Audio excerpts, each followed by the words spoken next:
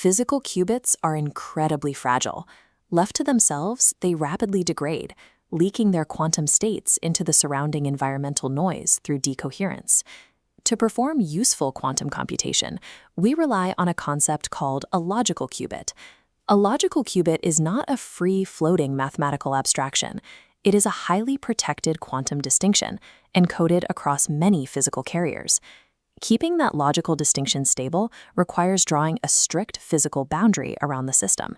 And because the environment constantly attacks that boundary, the system demands continuous active maintenance. Fault-tolerant quantum computing is the study of this harsh physical reality. It is the rigorous thermodynamic accounting of finite distinction maintenance. The mathematical foundation for this maintenance is the threshold theorem.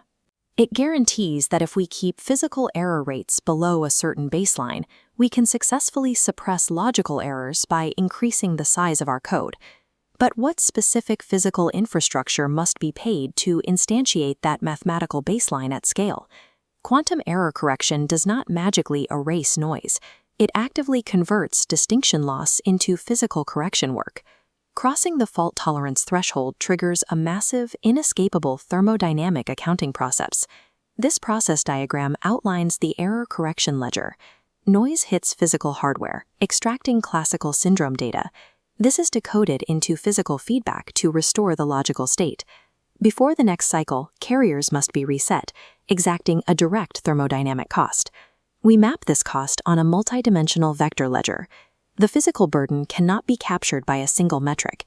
These components actively compete. If syndrome bandwidth is perfect, but processing it exceeds your cooling power, the system still collapses. Conversely, possessing perfect cooling capacity is useless if your decoding latency is too high. While the decoder thinks, the qubits sit idle, accumulating fatal physical errors. A violation of any single component in this vector ledger invalidates the entire assumed maintenance cycle. At the very bottom of this ledger lies Landauer's principle. It establishes a strict thermodynamic lower bound for any logically irreversible operation, like resetting a qubit or clearing garbage data. Every single erased bit per correction cycle dissipates a mandatory minimum burst of heat, paid exactly at the temperature stage where the erasure occurs. And Landauer's limit is merely the theoretical floor.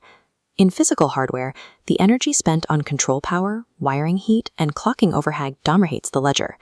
Engineers rely on the relocation principle. You can move a maintenance cost to a different location, but never delete it. Moving the classical decoder out of the cryostat saves cooling power, but the penalty is distance, introducing a severe latency tax. That latency raises the effective physical error rate of the system. The logical state degrades faster, forcing remaining hardware to work harder to maintain it. Relocating the ledger does not eliminate the maintenance burden. It simply transforms it into a different, equally restrictive cross-channel. This chart illustrates the vector trade-off in action, using the surface code as a normal form. The math of the threshold theorem holds up. As you increase code distance, the logical error rate, tracked by the blue line, plummets exponentially. But driving that error rate down requires an explosive expansion of physical qubit carriers, shown by the dashed orange line. A system operating millions of physical qubits generates an astronomical volume of syndrome bits per correction cycle that must be actively extracted and processed.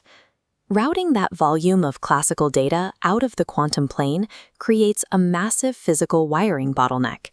The decoding hardware must scale up exponentially to process the incoming flood of data instantly, fighting off latency-induced idle errors. And the cryogenic cooling demands cascade alongside the raw physical qubit count to absorb the heat of continuous measurement and reset. Suppressing logical error is not a pure algorithmic achievement.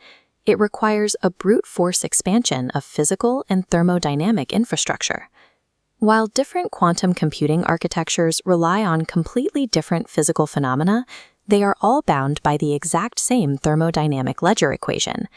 Superconducting systems pay their primary ledger through cold-stage cooling limits and dense wiring bottlenecks.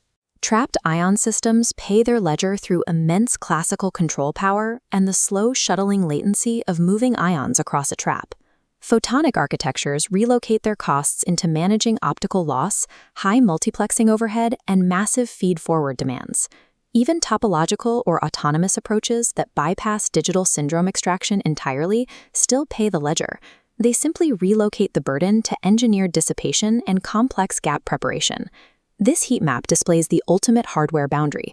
Regardless of the chosen substrate, every viable architecture must map its available maintenance capacity against its correction demand without crossing into the failure state. The core question for the quantum industry is no longer the mathematical abstraction of whether quantum error correction can work. The true engineering frontier is auditing exactly what must be physically maintained, cooled, and powered for fault tolerance to survive at scale. A fully realized logical qubit is not a clean, theoretical sphere. It is the center of a massive, aggressively maintained industrial facility. Fault tolerance suppresses logical error by increasing, relocating, or reorganizing maintained physical structure.